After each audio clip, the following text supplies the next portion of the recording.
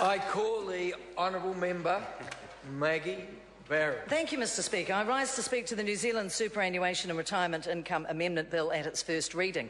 And before I begin, I must say that Trevor Mallard, the member who resumed his seat a little while ago, would have to be the most compelling argument for retirement I've heard for a long time.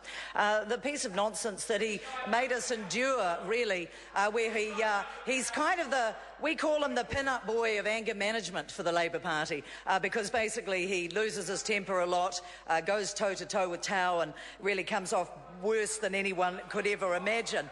Most of us have more conviction than he has convictions, which are not inconsiderable. He had a crack at gardeners, and I'd have to say that's pretty unwise. Mostly every time he opens his mouth, if it's possible, he loses even more votes for Labor. And to take a crack at gardeners is one of his more stupid approaches. But if we're going on to those horticultural metaphors, he is the ultimate dead wood.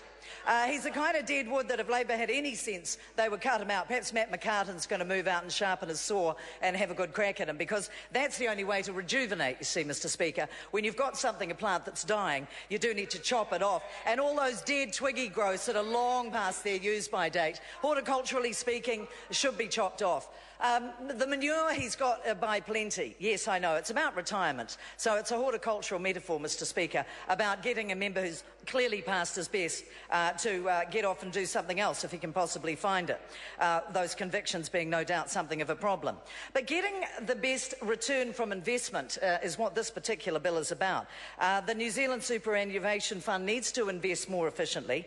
The changes promoted in the bill, which others have outlined, have actually going to achieve that. And I think that's a very good thing. When you look at efficiency, governance, particularly government-controlled fund managers, the ongoing work and progressing the efficiency, Mr Speaker, is something that this bill seeks to do.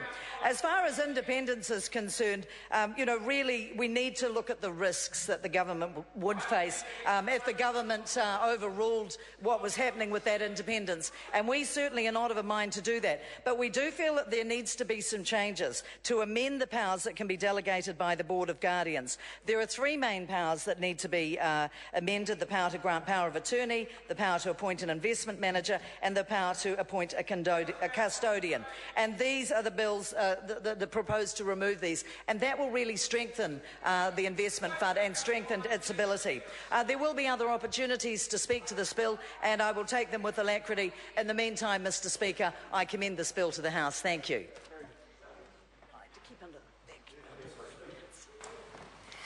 I call the honourable member Andrew Williams. Thank you very much, Mr.